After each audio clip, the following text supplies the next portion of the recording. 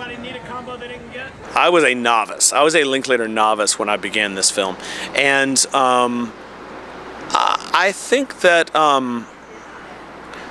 I was surprised by how many people, person after person after person, talked about how analytical he was and how driven he was and how prepared he was and how much he researched and how much Zach talks about this on the set of Orson Welles. He's always searching for something. Very wise and very laid back. He's onto something special that's unique to him. He's got all kind of stuff in his head. There's no slacker in that slacker. This movie doesn't happen unless you get the cooperation of all these stars. What was it like to get Zac Efron and Matthew McConaughey and Jack Black and Sure. on and on? Well, really the key to that was Ethan Hawke. And, I have to, in nearly every interview I do, I give a shout out to Ethan because Ethan was the first person to agree to be interviewed. But everyone said yes, and everyone, just as Ethan had predicted, the most common thing we heard back was, yes, anything for Rick. Rick is probably the most interesting filmmaker in America right now. He's doing animated stuff. He's making kids films. He's making huge blockbuster movies. He's making movies that span 25 years. I want to be an artist like that guy. You meet this boy in a taxi cab, and really he's setting you up for the whole movie. Every thought you have creates its own reality. Zach talks about how, how encouraging Rick was in saying, Zach would always want to say, let's do a different take. I don't think I got it right. And Rick would say, no, you got it. We got it. We're moving on. We got it. Trust yourself. Trust that performance, And it's just beautiful to think that Rick has been able to do that for so many actors. Yeah, I've heard that he really is interested in exploring whatever may be the best thing that could happen in this moment. And that's been such an influential ethic on what my brother and I do when we're making movies. What's the vision? What kind of talent is that? Where do you grow that? Yeah, it's crazy. Zach is a fantastic example. You also look at the little kids that he worked with in School of Rock, and finding Miranda Cosgrove out of nowhere, and then even going to Dazed and Confused.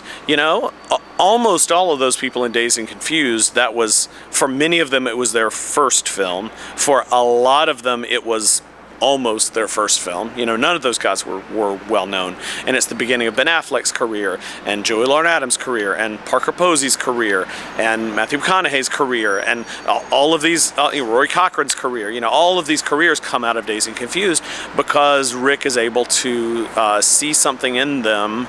And I think it's not only for Rick. I think it's not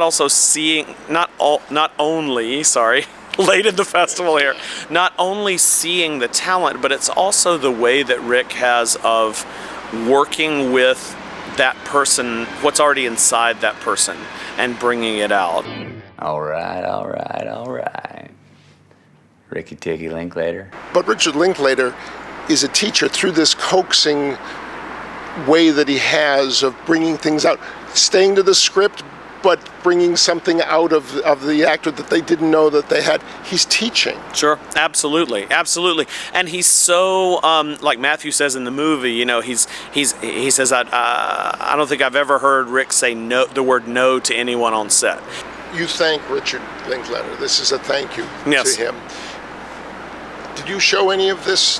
Did he get to see any of this before it came out? Sure. Rick's got Rick has the movie. Rick has seen parts of the movie. We know for sure he's seen parts of the movie because we got positive feedback from him.